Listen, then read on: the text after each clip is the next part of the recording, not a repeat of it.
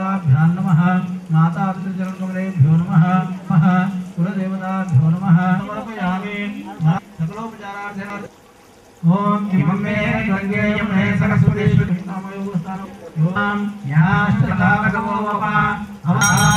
परम पूज्य सदगुरुदेव स्वामी निखिलेश्वर जी गृहस्थ रूप में डॉक्टर नारायण सिंह जी सदगुरुदेव जी के नाम से जाने जाते हैं। हम परम पूज्य ద్వాపరయుగం అంతమయ్యేటప్పుడు శ్రీకృష్ణులకు నవనారాయణులు వచ్చి అర్జునుడితో అన్నారు కదా, ఈ యుగం అవుతుంది, కలియుగం వస్తుంది, కలియుగంలో ఎలాంటి పాపాలు ఉన్నాయో అందరికీ తెలుసు. అలాంటప్పుడు మనం చేసే విధానం ఏమిటి అంటే, కలియుగంలో సంస్కృతానికి నవనారాయణులు నవనాథులుగా మారి ఈ ప్రపంచంలో మత్స్యేంద్రనాథ్, గోరఖనాథ్, కానిఫనాథ్ ఈ విధంగా నవనారాయణులు నాథులుగా మారి వచ్చినారు. వాళ్ళు అయోనిజులు, వాళ్ళ గోత్రం లేదు, వాళ్లకు తల్లిదండ్రులు లేరు. వాళ్ళు ఏమన్నారంటే, మేము చెప్పిన విధంగా అతను కాచేస్తే దేవుడు దిగి రావాల్సిందే, దేవుడు ఈ పని చేయవలసిందే, దేవతలు మనకి ఇవ్వడానికి మనం పూజ, దేవతలు మనకి ఏమైనా ఇవ్వాలంటేనే మనం దేవతని పూజిస్తాం. కాబట్టి వాళ్ళు రప్పించే విధానం ఏమిటి, మనం సంస్కృతం రాని వాళ్ళం ఏ విధంగా దేవుడిని ప్రత్యక్షం చేసుకోగలం. వాళ్ళప్పుడు చెప్పిన మాట, శివుడికి కానీ బ్రహ్మకు కానీ విష్ణువుకి కానీ ముగ్గురు అమ్మవార్లకు కానీ నేను కనుక నా గురువుని మనస్ఫూర్తిగా ప్రేమించున్నవాడిని అయితే, నా భక్తి నా గురువు యొక్క శక్తి ఇది నిజంగా ఈ ప్రపంచంలో కలియుగంలో ఉంటే, హే ఈశ్వర నీవు దిగి రావాల్సిందే, నీవు నా మాట వినవలసిందే అని గట్టిగా చెప్పిన వాళ్ళు సాబరమంత సాధకులు ఉన్నారు ఈ మత్స్యేంద్రనాథ్ వాళ్ళు.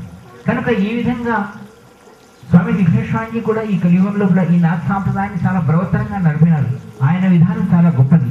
కనుక ఈరోజు మొట్టమొదలు మనం ఈ నాథ సాంప్రదాయం గురించి మాట్లాడి, కలియుగంలో ఏ విధంగా ఆరాధన చేస్తే ప్రాణప్రతిష్ఠకు కానీ మంత్రతంత్రాలకు కానీ ఆధారపడి ఈ మనం జీవితాన్ని ఏ విధంగా సరైన మార్గంలో తీసుకొని పోగలం అని స్వామి నిఖిలేశ్వరాన్ని మొదలు నాథ సాంప్రదాయంలో ఈరోజు పూజిద్దాం. మొదలు నాథ సాంప్రదాయం నిఖిలేశ్వరాన్ని నాథ ఏ విధంగా మనకి ఈ కలియుగంలో ప్రత్యక్షం కారు అన్న విధానానికి మీ गुरु भक्ति है कारण। आपकी गुरु भक्ति ही केवल देवताओं को यहाँ आपके पास ला सकती है और आपके इच्छाओं को पूर्ण कर सकती है। और वो नवनाथ संप्रदाय में, नाथ संप्रदाय के साबर मंत्र में वो सिद्धि है, क्योंकि उन्होंने देवताओं से वो सिद्धि प्राप्त की। बाद में आपको नवनाथ की स्तुति दूंगा, उसका पाठ 21 बार आप कर लें और हम शाम में उसकी साधनाएं और सिद्धि के विधान में बात करेंगे। पहले नाथ संप्रदाय में गुरु पूजन संपन्न करेंगे उदय महाराज। पादौ पूजयामि ओम परात्पर गुरुभ्यो नमः पादौ पूजयामि ओम पारमेष्ठी गुरुभ्यो नमः पादौ पूजयामि ओम रुद्राय नमः पादौ पूजयामि ओम मृडाय नमः पादौ पूजयामि ओम भवनाशाय नमः पादौ पूजयामि ओम सर्वज्ञानहराय नमः पादौ पूजयामि। जब साबर विधान में थे तो उनका मंत्र यह था, जिसमें साबर सिद्धि प्राप्त करने के लिए साबर विधान में कोई जात पात कुछ भी नहीं है और न उसमें कोई मंत्र में, लेकिन मंत्र जैसा थी और भाषा में मंत्र लिखने के लिए उन्होंने कहा कि ये सारे मंत्र उच्चारण में हो या उनकी विधि विधान में जटिलता बहुत है, उसकी प्राण प्रतिष्ठा है, उसका विधान है, सारी चीजें इसके पीछे लगी हुई है। लेकिन ऐसा कलयुग में तो हो नहीं सकेगा, क्योंकि कलयुग में लोगों की आयु कम है, तो फिर उनको देवता की प्रत्यक्ष सिद्धि कैसे हो। तब नवनारायण ने कहा कि हम नवनाथों के रूप में जन्म लेंगे और कलयुग में साबर विधान, एक नया विधान करेंगे और देवताओं को बाध्य करेंगे कि वो लोग हमें प्रसन्न हो। तो इसके लिए परम पूज्य सदगुरुदेव जी ने जो नाथ संप्रदाय में उनका मूल मंत्र था, मैंने अभी आपको कह के सुनाया, लेकिन कहते हैं कि नवनाथ स्तुति जहाँ भी हो, आज भी नवनाथ गुफाओं में या गुफाओं में आज भी ध्यानरत और साधनारत है। केवल उनके मंत्र का 21 बार पाठ करने से वो सिद्धि मिलती है और रोज एक बार पाठ करने से उनके जीवन में किसी प्रकार की कमी नहीं होती। किसी भी हर देवता की किस प्रकार सिद्धि या प्रत्यक्ष सिद्धि प्राप्त कर सकते हैं, इसके लिए मैं आपको उसका ज्ञान प्रदान करूंगा। अभी आपको नवनाथ स्तुति और नवनाथ स्मरण का लिखा हुआ कागज आपके सामने दिया जा रहा है। आप 21 फूल या 21 बार आप पाठ करके गुरु जी के चरणों में उस मंत्र को संस्कृत के बिना वेदों के हम भगवान को जिस तरह प्रत्यक्ष किया जाता है मैं वो सामने समझाऊंगा। आपके पास अभी कृष्णा ले వీళ్ళందరూ ఒక్కొక్క ఐటమ్ దొరుకుతుంది। ఈ మంత్రకు 21 సార్లు చదువుకోండి। దీంతో సాయంత్రం మీకు మీ జీవితంలో ఎలాంటి, ఎవరైతే 21 సార్లు చదువుకుంటారో వాళ్ళకి ఎలాంటి కష్టాలు అయితే రానే రావు, కానీ మంత్రసిద్ధి ఎలా కలుగుతుంది, ఎలా జరుగుతుంది అనేది సాయంత్రం చెప్తాను। ఎవరైతే ఈ మంత్రాన్ని 21 సార్లు చదువుకుంటారో, నవనాథ స్మరణాన్ని, నవనాథ స్తుతిని, వారికి ఎలాంటి కష్టాలు రావు। తర్వాత ఈ విధంగా జాతి పాతి లేకుండా బ్రాహ్మణులే మంత్రాన్ని గది బదులు ముస్లిం ధర్మం వచ్చింది, క్రిస్టియన్ ధర్మం వచ్చింది, కానీ వాళ్ళు వాళ్ళ గోత్రాలు हमारे शरीर शिथिल हो जा रहे हैं, क्षीण हो जा रहे हैं, 60 साल तक साधना करना ही हमारे लिए श्रेष्ठ है। तो उस काल में भी हम अगर भगवान की प्रत्यक्ष सिद्धि प्राप्त कर सकते हैं तो उसका विधान क्या है, ये साबर विधान में बदलाया गया है। केवल अभी जो मैं मंत्र आपको दे रहा हूँ उसका 21 बार पाठ कर लेना, और शाम में इसके विधान के साथ साधनाओं के बारे में बताऊंगा कि आप किस तरह सिद्ध कहलाएंगे और किस तरह प्राण प्रतिष्ठा की जाती है मंत्रों में, यंत्रों में और तंत्रों में, और वो मंत्र अपने को काम करने लगते हैं। जब तक किसी भी मंत्र में, किसी भी पेड़ में प्राण नहीं होता तब तक वो फलेंगे फूलेंगे नहीं। उसे किस तरह सिद्ध किया जाता है इसे मैं शाम में बताऊंगा। आप 21 बार इसका ध्यान भावयामि। हृदयं भजे कर्णिकमध्यस्थं सिंहासने संस्थित मूर्तिं ध्यायेत् गुरुचन्द्रशीला प्रकाशं चित्तपुस्तिकाभिष्टप्रदानं श्री गुरुचरणकमलेभ्यो नमो नमः।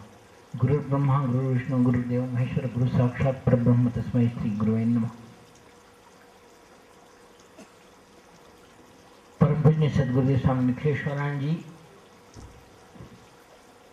सत्य युग से लेकर कलयुग तक के जितने भी शास्त्र हैं, जितने भी शास्त्रों में मंत्रों द्वारा, तंत्रों द्वारा और यंत्र द्वारा भगवान को प्रत्यक्ष करने का विधान अपनाया है, चाहे वो किसी धर्म से संबंधित हो, उन्होंने उसके बारे में अपनी पूरी जानकारी और पूर्ण विद्या उसके बारे में वे पारंगत हुए।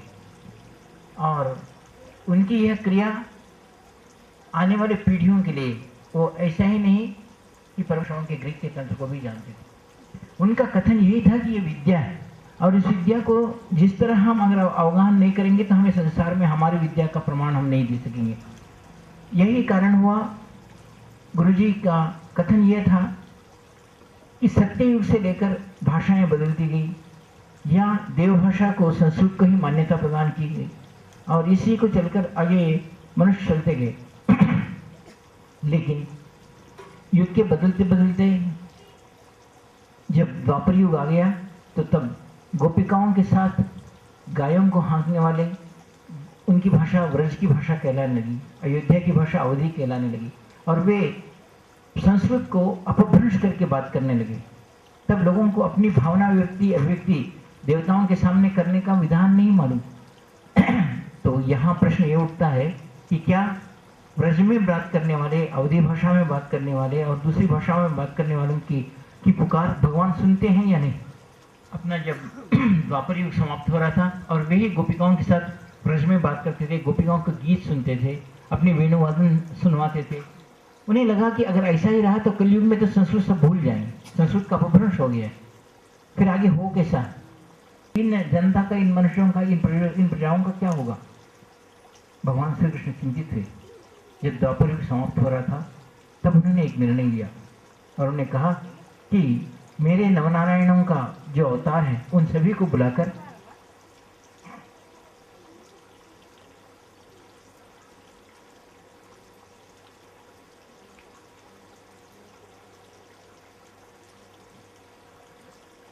तो उनको यह बात बतलाई गई कि आगे संस्कृत चले गया तो क्या दूसरी भाषाओं में भगवान नहीं सुनेंगे? भगवान की पुकार सुनने के लिए क्या करना होगा?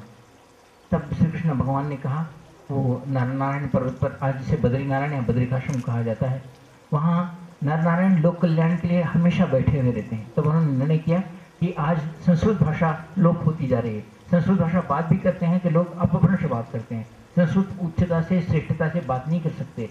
ये देवभाषा हो या देवनागरी लिपि हो, हम लिपि को उसी तरह रखेंगे लेकिन भाषा बदलेंगे। भाषा, इस भाषा से देवता प्रसन्न हो, ऐसा किस तरह हो सकता है? क्या करना चाहिए?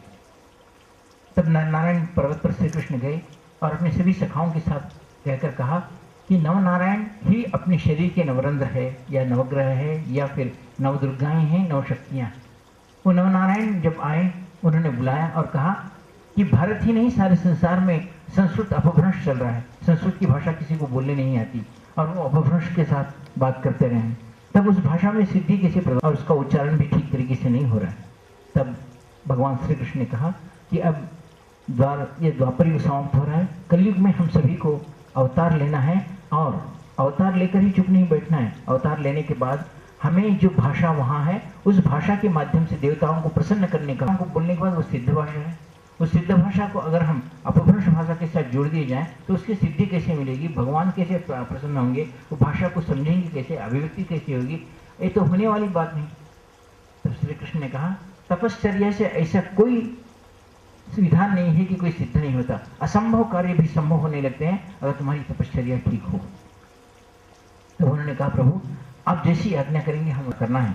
ऐसा नवनारायणों को कृष्ण भगवान नरनारायण ने आज्ञा दी और नरनारायण ने कहा कि हमें कौन से अवतार लेना है। तब भगवान श्री कृष्ण ने कहा कि आप सभी लोग अयोनिज होकर पैदा होंगे। अयोनिज का मतलब होता है माता के गर्भ से नहीं। आप ब्रह्मवीर्य से पैदा होंगे और आप ब्रह्मवीर से पैदा होने के बाद आप में जिस भाषा का जिस शक्ति का उद्भव होगा, आप जो बात करेंगे उसको सिद्धि के लिए आपको तपश्चर्या करनी होगी और उस तपश्चर्या से ही तुम्हारी भाषा का तुम्हारे मंत्रों का प्रभाव दूसरे पर पड़ेगा। तो उन्होंने कहा प्रभु आप आज्ञा दो। तब ये सभी नवनारायण अवतार लेने के लिए गए और भगवान कृष्ण ने आज्ञा दी कि तुम्हें किस किस प्रकार का अवतार लेना है। उन्होंने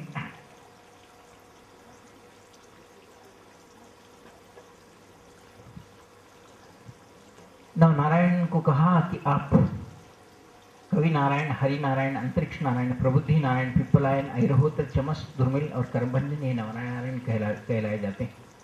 इन नवनारायणों को भी अपनी अपनी भाषाओं के साथ उनको जब जन्म लेना था तो उन्होंने कहा कि मुझे क्या करना है। तो उन्होंने कहा कि मत्स्येंद्रनाथ, गोरखनाथ, चरपटनाथ, चटभंगीनाथ, इस प्रकार रेवणनाथ के नवनारायणों के रूप में आपको जन्म लेना है और जो भाषा अपभ्रंश हो गई है उस अपभ्रंश भाषा को तुम्हें सिद्ध करते हुए लोगों के चलते बोलते भाषाओं में उसको सिद्ध करते हुए देवताओं की प्रसन्न करने का विधान बताना है। नवनाथों ने जन्म ले लिया। नवनाथ जब जन्म ले लिए तो पहले अयोनिज हुए मत्स्य के ब्रह्मवीर्य, जहाँ मत्स्य ने ग्रहण किया तो वो मत्स्येंद्रनाथ जैसे ही ब्रह्मवीर्य यमुना नदी के तट पर कृष्ण जहाँ भगवान बैठे हुए थे उनने देखा कि अब मुझे अवतार लेना है, तो ब्रह्मवीर्य वहाँ पड़ा और मच्छी ने उसे निगल लिया। वो मच्छी में और पिंड बढ़ने लगा। तब एक दिन बैठे बैठे शिव पार्वती दोनों ने भी आप निरंतर रोज तपस्या में रहते हो, योग बनकर कोई ना कोई तपस्या में समाधि बैठकर किसका ध्यान करते हो, किसका मंत्र करते हो? आप मुझसे बात भी करते हो तो कभी भी ध्यान मग्न बैठे समाधिस्थ होकर बैठते हो, तो कौन है आपका देवता ऐसे जिसका ध्यान करते बैठते हो? ये तो मुझे भी तो बताओ। तब भगवान शंकर जी हंसे और कहा ये बहुत रहस्य की बात है, हम ऐसा करेंगे कि कहीं ऐसी गुफा में, ऐसे रहस्य प्रदेश में जाएंगे जहाँ अपने को कोई देखता ना हो, वहाँ मैं तुझे मंत्र का उपदेश दूंगा। दोनों वृषभारूढ़ हुए, बैल पर शंकर जी के वाहन पर बैठे और दोनों आकाश मार्ग से जाने लगे। जाते जाते क्या हुआ, देखा ये कि भगवान कृष्ण अपने गोपिकाओं के साथ रासलीला कर रहे थे। माता पार्वती ने कहा कितना दृश्य सुंदर है। शंकर जी भी वहीं रुक गए, वो यमुना नदी का किनारा था। जब भगवान कृष्ण की रासलीला दोनों ऊपर देख रहे थे तो राधा पार्वती जी ने कहा क्या हम उस रास में भाग लेंगे? बोले तुम तो मेरे से ज्ञान प्राप्त करने आई थी, इस रासलीला में ये तो कृष्ण की माया है। भगवान अच्छे अच्छे लोगों को अंदर डाल देता है, ये सब माया में पड़ गई तो विद्या कैसे प्राप्त करेगी? माता पार्वती को लगा अरे भाई विद्या बाद में प्राप्त करेंगे, पहले तो कृष्ण के साथ वहाँ रास में जाएंगे। भगवान शिव जी ने कहा अगर तेरी ही ये स्थिति है तो फिर मथुरा यमुना तीर वालों की क्या स्थिति होगी? तू पार्वती माता महा माया आदि माया कहलाई जाती है, तुझे ही माया में डालने वाले श्री कृष्ण इतना करते हैं तो इनसे उबरने के लिए जब तक विद्या प्राप्त नहीं होती तब तक आगे कुछ होने वाला नहीं। शिव जी ने मन ही मन ध्यान किया, कृष्ण का, नारायण का, अपने गुरु का ध्यान किया और कहा माता पार्वती इस मोह में रासलीला में आने की कहती है, जबकि वो विद्या मंत्र के लिए मेरे से लेकर यहाँ आई थी। अब तुम ही इसी माया में डालो तो विद्या का बोध कब होगा, कैसे होगा, कार्य कैसे होगा? कृष्ण ने भगवान शिव जी की बात सुन ली, शिव जी की बात सुन ली और एक ही मिनट में कृष्ण अपने रासलीला के गोपिकाओं के साथ से वहाँ से अदृश्य हो। इस मंत्र को जो सिद्ध किया, जिसने इस मंत्र को प्राप्त किया, वो इस संसार में असिद्ध हो ही नहीं सकता, अविद्यावान हो ही नहीं सकता, वो मूर्ख हो ही नहीं सकता। कितना भी मूर्ख हो अगर वो इस मंत्र को पढ़ता है तो विद्यावान और वो बहुत ज्ञानवान हो ही जाएगा, ऐसा शिव जी ने कहा। माता पार्वती ने कहा कि फिर तो बताओ तो सही। बहुत देर होने के बाद शिव जी मंत्र कहने के लिए जैसे ही कान के पास गए और मंत्र कहने लगे तो उनको देखा कि कुछ डिस्टर्बेंस आ रहा है, तो उन्होंने दूर बैठाकर माता पार्वती को उस विद्या का मंत्र जो पहली बार शिव जी ने माता पार्वती को विद्या का मंत्र दिया, ताकि जिसकी समाधि, जिसके मंत्र के कारण भगवान शिव जी इतने श्रेष्ठ, इतने विद्यावान कहलाने गए, वह मंत्र आज माता पार्वती को प्रदान कर रहे थे। वो माता पार्वती को प्रदान कर रहे थे। तो माता पार्वती ने मंत्र तो सुना, लेकिन एक बार, पहली बार सुने नहीं आया, तो माता पार्वती ने जोर से उस मंत्र का उच्चारण किया। उच्चारण करते ही शिव जी ने कहा, जोर से उच्चारण किया, तो फिर कहा कि तूने यहाँ गलती किया, और शिव जी ने फिर मंत्र कहा। मंत्र जोर से कहने के कारण उस यमुना नदी में मत्स्येंद्र नाथ, जो मत्स्य के पेट में, पिंड में बैठे हुए थे, उन्होंने वो मंत्र सुन लिया। मंत्र सुन लिया तो माता पार्वती उस मंत्र को देखते ही वो ज्ञानवान हो गई और सिद्धि समाधिस्थ हो गई। शिव जी ने कहा, तू मंत्र पढ़ रही हो, मंत्र का ज्ञान तुझे मालूम हुआ? इस मंत्र से तुझे क्या क्या ज्ञान मिला है? तो माता पार्वती तो समाधिस्थ होगी, तो उसके मुख से तो कुछ नहीं आया, लेकिन जो मत्स्य में बैठे हुए मत्स्येंद्रनाथ थे, उन्होंने कहा, मुझे सब पता चल गया कि ये सब ब्रह्म है, ब्रह्म के सिवा और कुछ नहीं। यहाँ का हर एक कण, हर एक अणु से लेकर ऊपर तक सब ब्रह्ममय है। इस ज्ञान को मैं जान गया। ये बात शिव जी ने पलट कर देखा तो ये कहाँ हुआ? तो मत्स्य के गर्भ में बैठे हुए मत्स्येंद्रनाथ से निकला। तब शिव जी ने कहा, जिस विद्या के लिए लोग तड़पते हैं, उस विद्या को इसने प्राप्त किया। आगे का कार्य करने के लिए भगवान कृष्ण ने ही यह रचना रची है, यह माया रची है। और उन्होंने कहा कि आगे तुझे इसके पेट से जल्दी जन्म लेकर आगे आना है। माता पार्वती को उन्होंने कहते हुए कहा कि आज कलयुग का आरंभ हो गया है, अब लोग देवभाषा संस्कृत को भूलकर अगली भाषा के लिए जाएंगे। तो माता पार्वती ने कहा, ऐसा कौन सा यह मंत्र है जो तुमने इसको कहा, और ये बात आगे भाषा, देव भाषा न होते हुए और कौन से विधान से यह प्रसिद्ध होगी?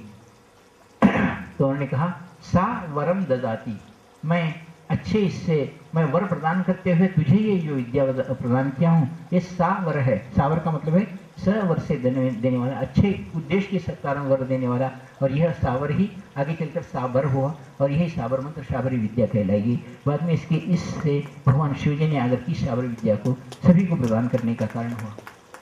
मत्स्येंद्रनाथ जी ने वो विद्या ग्रहण की, और वे जब बाहर आए, ब्रह्मा उस मच्छी को लेकर एक दिन एक मछुआरा वहाँ से जा रहा था, उसने मच्छी को उठाया। जब उसे काटने गए तो उसमें से उन्होंने देखा कि एक व्यक्ति बाहर आया है।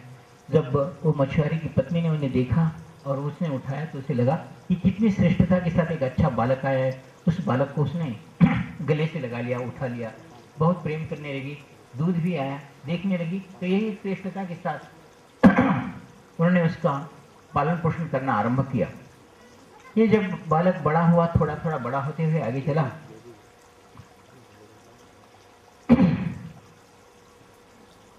बड़ा होते हुए आगे चला, तो उस बालक को मछुआरे ने, जैसा मछुआरे की विधि होती है कि मच्छियों को पकड़ना, उसको ले जाके काटने के लिए दे देना, चले जाना। तो एक दिन उसने कहा बालक को, ये मैं जाली से मछुआरे निकाल कर मच्छियाँ बाहर डाल रहा हूँ, इसको सुखा देना, अच्छी तरह डालना, अपने को बेचने के लिए जाना है। मत्स्येंद्रनाथ वहाँ बैठे थे। मत्स्येंद्रनाथ लगा कि मैं मेरी माँ को लेकर पेट में बैठा था, अगर ये भी मच्छी मरे हुए से डालते और ख़त्म कर दे तो मुझे भी काट के फेंक दिया जाता था। मेरा बाप बहुत गलती करता है, मच्छियों को यहाँ डालता है। वो जैसा ही मछुआरा मच्छियाँ लाने के लिए अंदर गया, इन्होंने जो बाहर मछलियों को सुखाने डाला था, एक ही मच्छी उठा के फिर समुद्र में डालने लगे। जब आया और पूछे क्या हुआ मच्छियाँ, मैं बोले पानी में डाल दिया। मूर्ख है, हम मच्छियाँ बिना मच्छियों को पीछे कैसा खाएंगे, तू मच्छी अंदर डाल रहा है। एक बार समझाए, दो बार समझाए, तीन तेरी बात करता हूँ। उन्होंने एक लकड़ी से उनको बांध दिया और मारने के लिए उद्यत हो गए।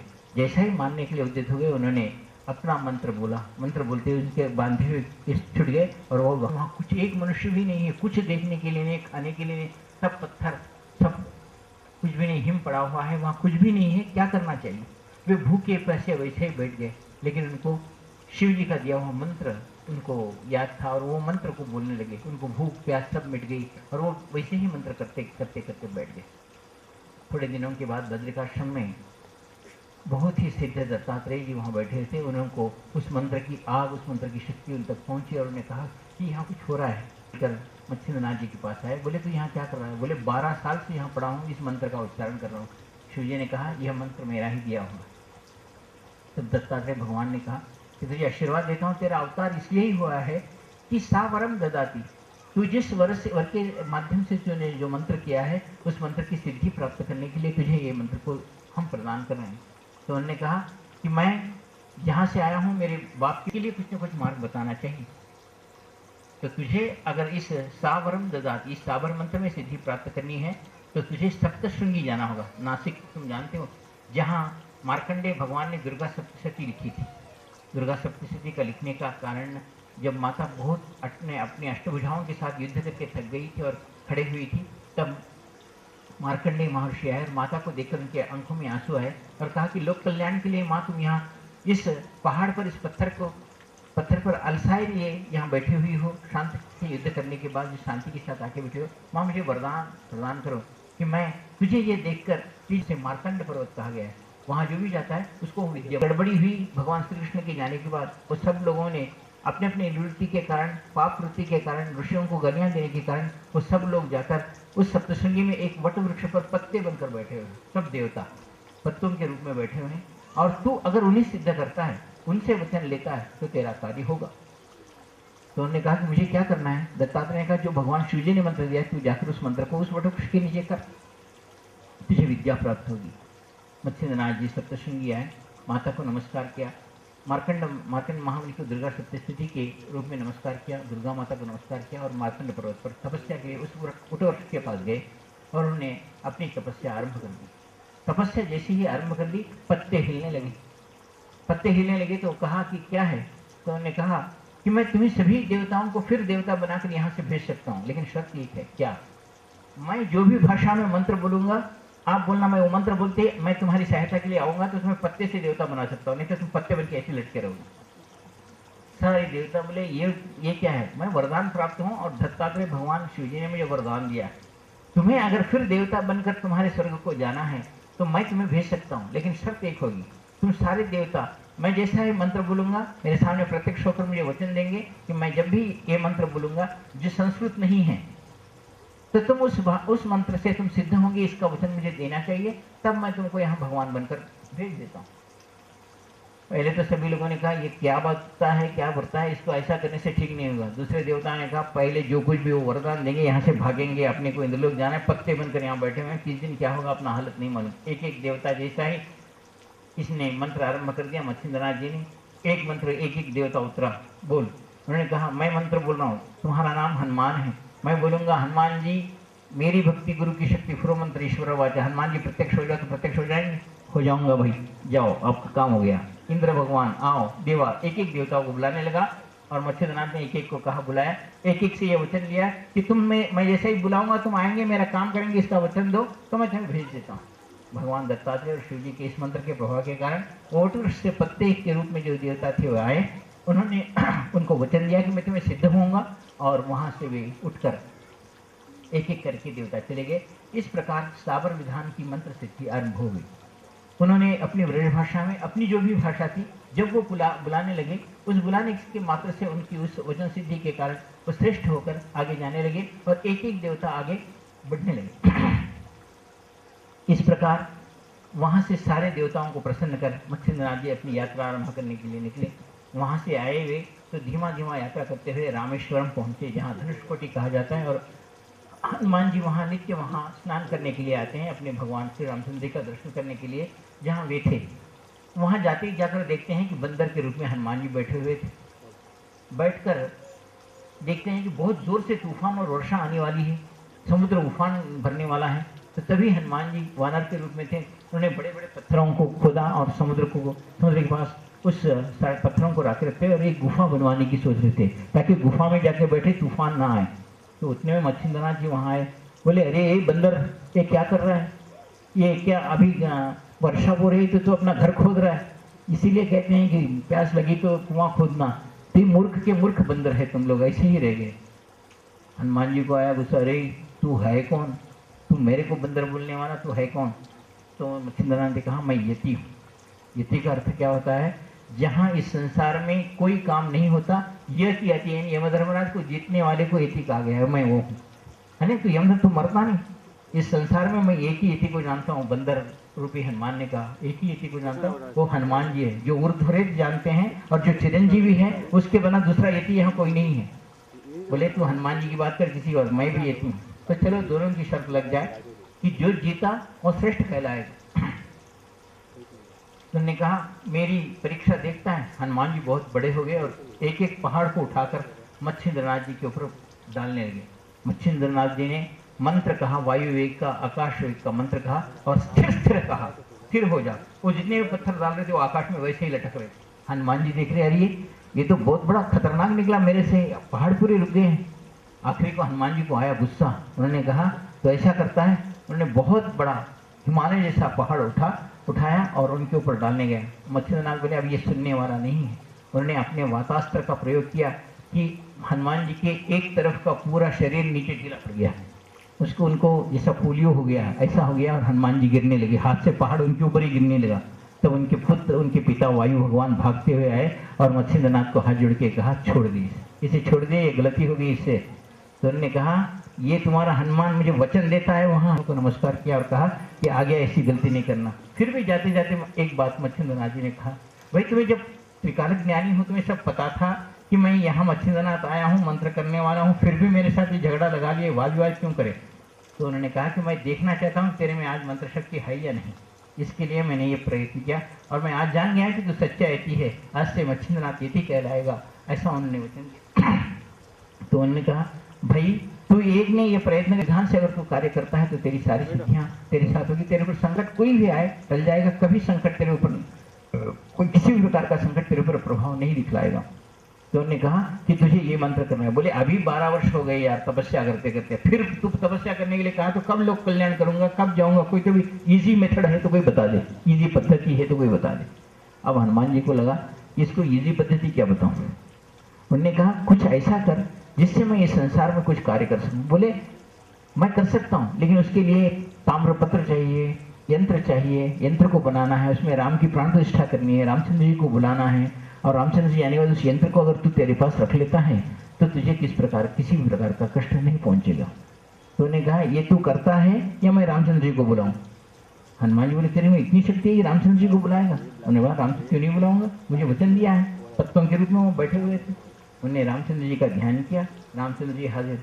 बोले ये आपके हनुमान जी मेरे को इतनी बड़ी कहानी सुनाए, यंत्र को बनाना है, प्राण प्रतिष्ठा करनी है, ये सब देवताओं की देवनागरी लिपि में संस्कृत में ब्राह्मण शेषु महाराज करते थे एक जमाने में। यंत्र लाते थे, प्राण प्रतिष्ठा करते थे, होम करते थे, हवन करते थे, यज्ञ करते थे, ब्राह्मण भोजन, तर्पण, मार्जन, ये सब करने वाले यंत्र सिद्ध हुआ बोल के यंत्र देते थे। अब ये तो मेरे पास है नहीं, मैं तो यति हूँ, मेरे पास ये होने वाला कुछ नहीं। अब आप ऐसी कोई इजी पद्धति बताओ जिससे मेरे को इन सारी चीजों से मैं आगे बढ़ूं। रामचंद्र जी कहा ऐसा नहीं होगा, नहीं होगा, ठीक है फिर अब मैं अब देख लेता हूँ। मच्छिंद्रनाथ ने अपने गुरु को बोला कि ये मुझे सिद्धि प्रदान नहीं कर रहे और मैं और 12 साल रुकने वाला नहीं, मेरी भक्ति गुरु की शक्ति फ्रो मंत्र ईश्वर वाचा, रामचंद्र जी वो सिद्धि मुझे प्रदान करेंगे या मैं वाद का प्रयोग, वातास्त्र का प्रयोग करूं। रामचंद्र जी बोले इसके साथ सरदर्दी है, ये कुछ होने वाली बात नहीं है, थोड़ी देर तो ठहर जा, मैं बात करता हूँ। थोड़ी देर में एक क्षण भी ठहरने के लिए नहीं तैयार हूँ, मेरे को इस सिद्धि का मार्ग बताना चाहिए, मैं इस सिद्धि को लेकर ही यहाँ से जाऊंगा, जो बोले हैं तो लेके ही जाऊंगा, आपको कुछ करना है। हनुमान जी से बात करना है, इससे क्या करना है, प्रतिष्ठा हो जाएगी। और जो इसको मुद्रिका के रूप में अपने हाथ में डालता है इसके जीवन में कभी किसी प्रकार का कष्ट आएगा नहीं और मैं 15 कलाओं के साथ उस मुद्रिका में रहूंगा। जो सुबह उठकर उस मुद्रिका का दर्शन करेगा उसके ऊपर किसी प्रकार के संकट उस दिन आए भी तो टल जाएंगे। और इस मुद्रिका को जो छोटे बच्चे अगर और कोई भी स्त्रियां धारण करेगी तो उनके ऊपर किसी प्रकार का संकट नहीं आएगा, यह मैं वचन देता हूँ। ऐसे उन्होंने मच्छिंद्रनाथ से 15 कलाओं वाले श्री रामचंद्र ने उनको वचन दे दिया।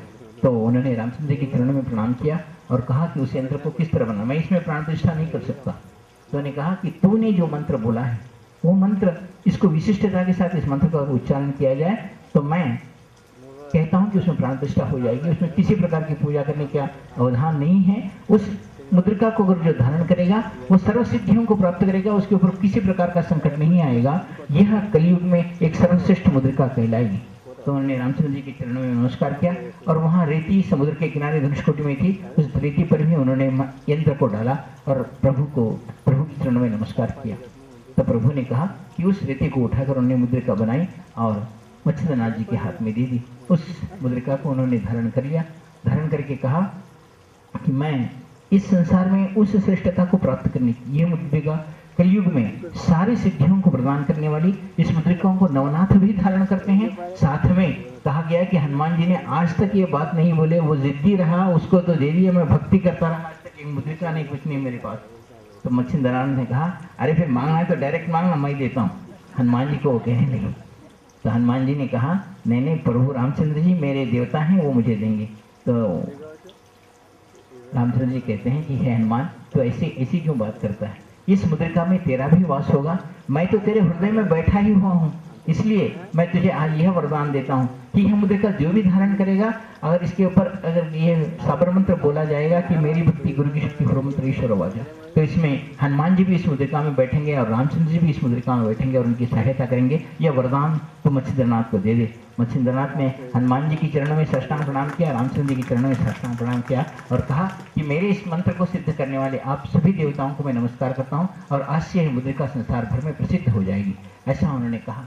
और उस मुद्रिका को उस मुद्रिका को श्रेष्ठता प्रदान करते हुए ये कहा कि यह मुद्रिका जो भी धारण करेगा, जो भी सुबह उठकर इसका दर्शन लेगा, लेकिन यह वर्ष हर वर्ष इसको नयापन दिलाने के लिए समुद्र के किनारे इसको भिगोना होगा या समुद्र के किनारे जाना होगा, यह कहते हुए उस मुद्रिका को सिद्ध करते हुए उन्होंने प्रदान किया।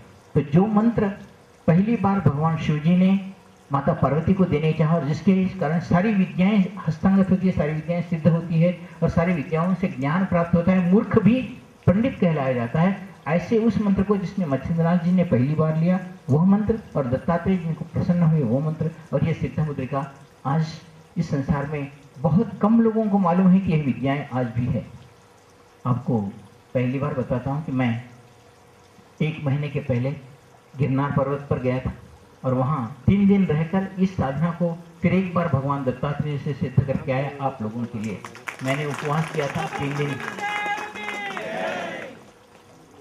दिन दूध पे रहा और वहाँ इस मंत्र को सिद्ध करते हुए गिरनार पर्वत पर उस मुद्रिका को और इस मंत्र को भगवान दत्तात्रेय जी जहाँ वास करते हैं, कहते हैं कि कोल्हापुर में वे भिक्षाटन के लिए आते हैं, काशी में स्नान करते हैं, माहौर में निद्रा करते हैं और तपस्या गिरनार पर्वत पर करते हैं। ऐसी गिरनार पर्वत पर मैं 3 दिन रखकर इस मंत्र को, इस सिद्धि को आपको प्रदान करने के लिए गिरनार पर्वत गया था।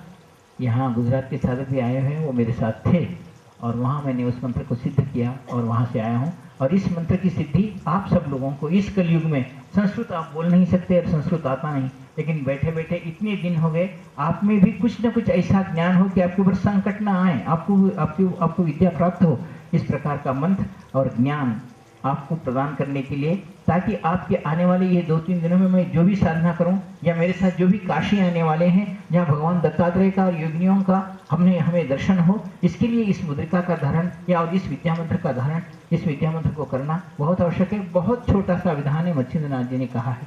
मैं एक 15-20 मिनट में इस सरस्वती विद्या को, जो विद्या इसको कितना भी मूर्ख आदमी भी हो, केवल इस मंत्र को बोलने के बाद कहते हैं कि 1 महीने के अंदर वो कवित्व करने लगेगा। जब मूर्ख ही पंडित बनता है और जो अगर पंडित है तो उसको कितनी विद्या आगे हो, इसके बारे में भगवान शिव जी और मच्छिंद्रनाथ में जो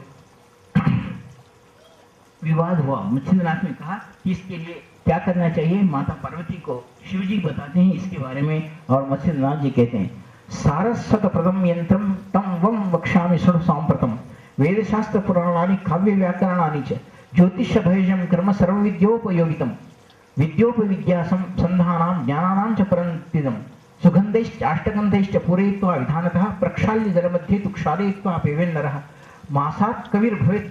पुनः 1 महीने के अंदर वो कवि बनता है। तुक्षालयित्वा पेवेन्नरः मासात् कविर्भवेन्नूनम षण्मासात् पंडितो भवेत्। 6 महीने में पंडित बनता है। वर्षा सर्व विधानज्ञ, 1 वर्ष के अंदर वो सारे ज्ञानों को प्राप्त करता है। सर्व विद्या विशारदः, सारे विद्याओं को प्राप्त करता है। मूर्खम पंडितताम याति किम पुनः पंडितो जनः, मूर्ख ही पंडित बनता है तो पंडित और कितना विद्यावान होगा, उसके बारे में कहने की अर्थ नहीं। इदम यंत्रम मया भद्रई गणेशाय समर्पितम, हे पार्वती मैंने यह यंत्र पहली बार गणेश भगवान को दिया था, जो विद्या के प्रदाता कह जाते हैं। भगवान शिव जी कहते हैं कि यंत्र मैंने पहले भगवान गणेश जी को दिया था। गुरुवे गिरिजे दत्तम सविद्या विभोहन, और बाद में हे गिरिजा उमापति पार्वती है यह यंत्र, यह मंत्र मैं तुझे दे रहा हूँ, जो भगवान गणेश को देकर विद्या प्रदाता गणेश जी को बनवाया, आज तुझे प्रदान कर रहा हूँ। गोपनीयम गोपनीयम गोपनीयम परात्परम शिष्याणाम हित कामया मया प्रोक्तम वरानने, जो इसको सिद्ध करके मेरे शिष्य इसको प्रदान करते हैं उनको इस विद्या की सिद्धि प्राप्त होती है और वो विद्यावान बनता है। किम बहुना, ये गोपनीय है और ये सिद्धिप्रद है, निश्चित वह सिद्धि को प्राप्त करता है। ऐसा कहा और मैं उसी मंत्र की सिद्धि के लिए गिरनार पर्वत पर गया। इस मंत्र को अगर धारण करते हैं मुद्रिका के रूप में और मंत्र को करते हैं तो यंत्र के बारे में शिव जी कहते हैं, यंत्र निष्पाद्य देवेशी मुद्रिकायाम समालिखे प्रातरुत्थाय ताम मुद्रिका दृष्ट्वा दुखे निर्लिप्यते। इस मुद्रिका को धारण करने वाला सुबह उठकर उस मुद्रिका को देखता है तो उसको दुख प्राप्त, किसी प्रकार का दुख भी प्राप्त नहीं होता। प्रक्षाल्य जल मध्य तो मुद्रिका मुख धावनम, अपने हाथ को मुद्रिका लगा लेकर उस हाथ से अपना मुख धो लेते हैं तो हम किसी प्रकार के रोगों से पीड़ित नहीं होते और अपने को देखने के बाद किसी को अपने पर द्वेष भाव नहीं आता और हमारा मुख आकर्षणीय होता है, आकर्षणीय कहलाता है। देवता भी हमारे मुख को देखकर प्रसन्नता प्राप्त करते हैं। कुरुते यो नरो देवी न या दुख प्रबाध्यते बालस्य कंठम संलग्नम यंत्रम दुष्कृति नाशनम। अगर किसी बालक के गले में इस यंत्र को बांध दिया जाए तो पूर्व जन्म में, इस जन्म में अगर कुछ दुष्कृति के कारण उसका आरोग्य खराब हो गया हो, उसकी बीमारी लग गई हो, बच्चा किसी पाप के कारण अपना विद्यावान नहीं हो रहा हो, अनारोग्य प्राप्त कर रहा हो, तो इस यंत्र के केवल धारण मात्र से वह इन सारे गुणों से, सारे दुष्कृतों से हटकर वो श्रेष्ठ बालक कहलाया जाता है। महायंत्रम वरारोहे भांडागारे तो निक्षेपेत। इस यंत्र को अगर अपने घर के धन के स्थान पर, धान्य के स्थान पर रखा जाता है, कुबेर इव वित्ताढ्यो जायते मंडलात् प्रिय इति यही समाख्यातम महायंत्रम पराक्रम। धन के पास अगर इस यंत्र को रखा जाए तो धन की वृद्धि कुबेर के समान वो श्रेष्ठ धन धान्य से परिपूरित कहा जाता है। तो ऐसे यंत्र को मैं सिद्ध करके आपके लिए लाया हूँ। 15 मिनट का समय देता हूँ, आप उस यंत्र को लेकर आ जाएं, मैं आपको सिद्धि का विधान बताता हूँ, इसे क्या करना है। तब तक एक भजन